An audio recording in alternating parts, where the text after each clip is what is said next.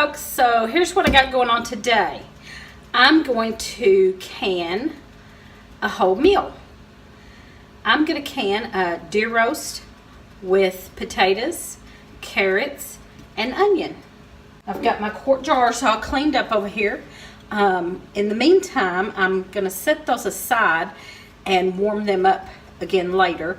Right now I've got to get my carrots and my potatoes and my onions cut up. I have been canning meat. I've got several videos where I have canned pork and deer. I canned deer meat, and I canned some chicken, some soup, some healthy vegetable soup. I've got several of those videos, but today I wanted to can this whole meal. Like I said, I had canned meat, I canned pork, but I really hadn't thought about it. And I can my meat usually in just the pint jars, because it's just me and Lee here at the house anymore, and a pint jar of meat is plenty for us. So I've been canning all this meat in pint jars. Deer roast, I'm going to cut that up in cubes, and I'm going to go ahead and cut that up and cut up my vegetables and put them in bowls over here, and then I'll get my jars ready, and the meat will make its own juice. I have been adding, however, about 2 tablespoons of chicken broth, or from the Thanksgiving turkey. I made turkey broth, and I'm going to be using that. I just put 2 tablespoons of that in here, and that gives it just an added flavor that's just delicious. And then I happened to see someone do this with whole meal in there, and I thought, oh yes, that would be wonderful, because we both work full time, and a lot of times we don't have time to cook. We come in and try to cook something really quick, or we eat something quick just because we don't have time to cook. This will be so perfect. Basically free. We grew the potatoes and the onions. We didn't the carrots. We haven't grown carrots, so I did have to buy the carrots. So, but other than that, this is a free meal. Now here's another little tip.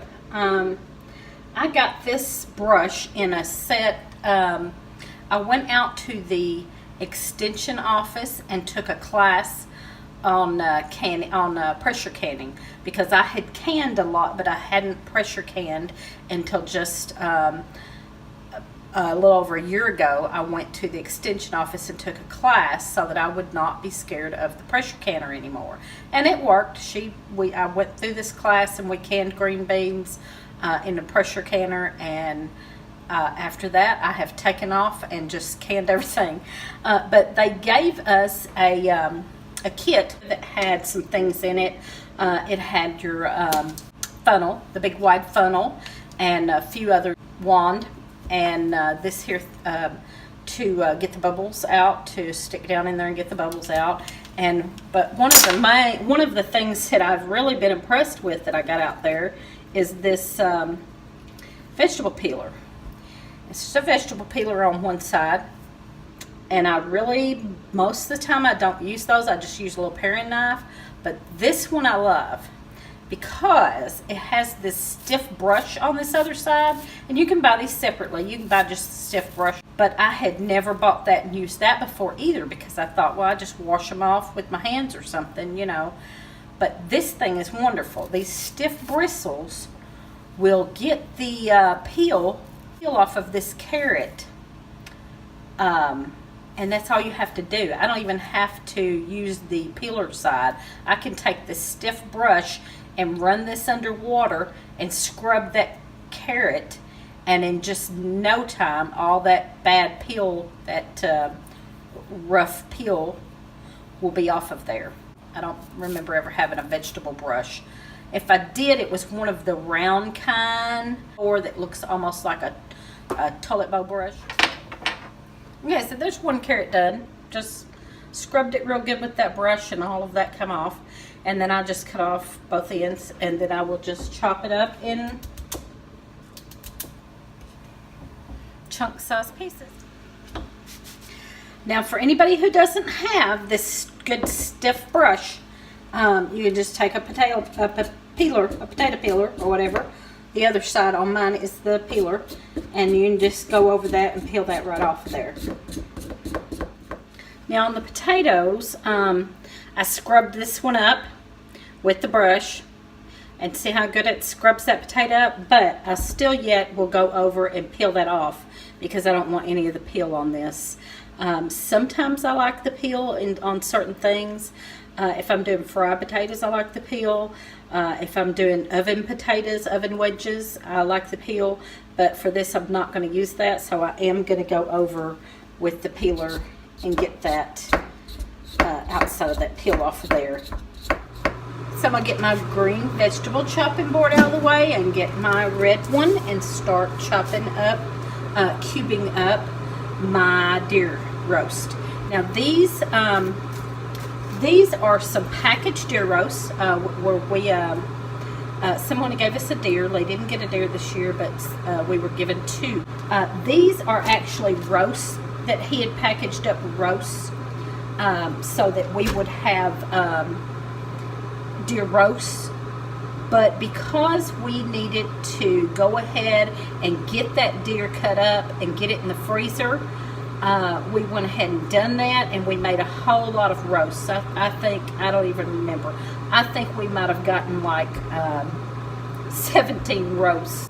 That was already put in the freezer, out of the way, but now when I have time, I will can some of that meat up. But putting it in the freezer and cutting it up in roasts got it out of our way, and we will eat the roast, but we've been liking it canned, so a little long, I can take 3 or 4 roasts out and can them up. And we have to make room. We have a pig that's going to be butchered soon, and so we're having to get some of that stuff out of the freezer and can it up so that we have room for the pork. And I will be canning more pork too. So I'm going to get this deer cubed up. Okay, here's one of my roasts. He had cut a lot of the fat and everything off and made a good sized roast. So I'm just slicing up. Look at that, wonderful. Just slicing this up, and then I'll go back over and cube it. And don't criticize my knife. This is a very sharp knife, and I use it because it is the best. It may not look like this is what it should be used for. I'm sure it's not the right knife for this job, but believe me, it's the sharpest knife I have, and it will do the job. Okay, the quick tip for beginners is always have your supplies ready. Get everything ready and set up and have your supplies all ready before you begin. Because if you make a rookie mistake like me, I just had to go find my turkey broth because I forgot to get that out. So I had to stop. I got hot, had to change shirts. I had to find my turkey broth because I'm going to use 2 tablespoons of that in each jar. I had to go find my ½ teaspoon measuring spoon because I had taken that off of the ring, and I had grabbed the ring and this was off of the ring, so I had to go hunt that down. So I am going to pour a little bit of my canning salt over into a cup because I hate trying to dig in that bag when I'm trying to go fast and get everything done quickly, and I hate having to dig into that bag. And I have my meat chopped up, my vegetables. I have my quart jars.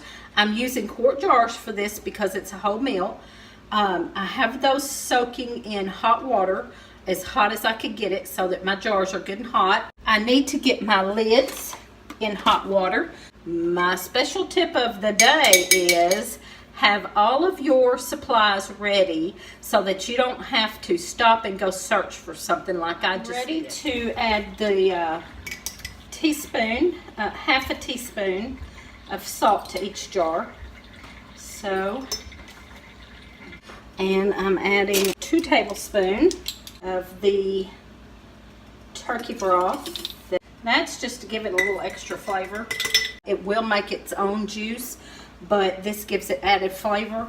And what I'm doing, I'm gonna put enough meat for me and Lee, and then I'm gonna do a little onion, a handful of carrots. We don't need a whole lot of carrots, but we'll do a handful of those.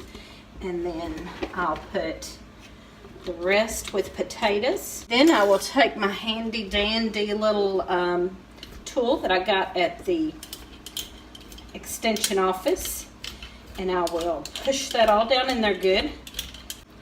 Try to fill up some of that space. There's a lot of space in there. And if I push that down good in there, I can get another whole handful of potatoes in there and leave about a 1-inch headspace.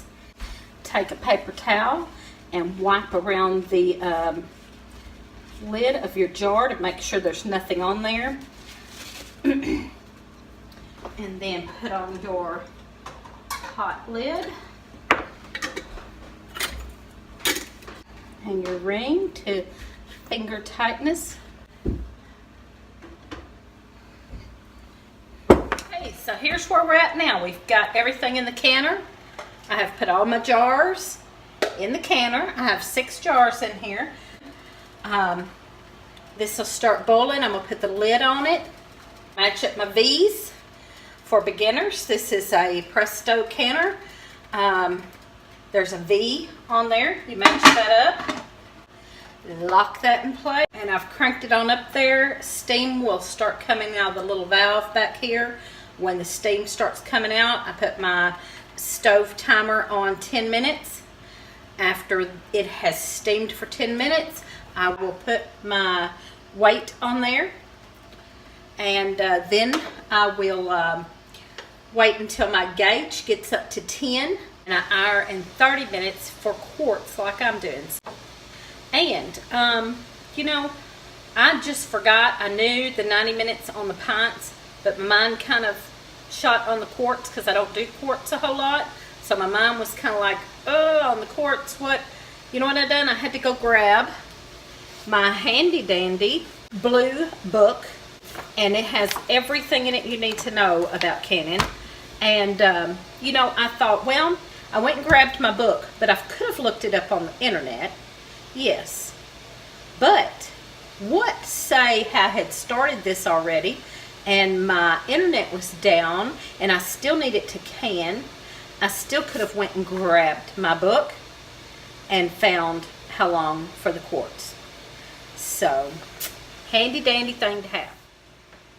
Okay, I'm going to show right here what these look like after the process is done. And the reason I have already done 6 quarts of these last weekend. Now, I will tell you, I forgot to put vinegar in my water, so my jar's a little cloudy. So, here's what it looks like. You've got your wholemeal there. Now my jar is a little cloudy around it, but the food is fine. For anybody that's a beginner that is looking at this and going, oh, like I used to, trust me, it is not that hard. It is really not that hard. My grandmother contributed to my fear of a canner because she had the old canner that didn't have the gauge on it. The little weight bobbled, and they were scared of them. She can, but she was scared of it. So she would run us out of the house, literally completely out of the house. And I didn't get over my fear of being scared of them until I took a class at the extension office. If you're not subscribed to this channel, please subscribe. We are growing and learning. I learn something new every day, and I can pass that along. I love to read and watch YouTube, and as I'm learning about homesteading and gardening and canning and crafting, I'm going to pass that information along. Complete supper in a jar.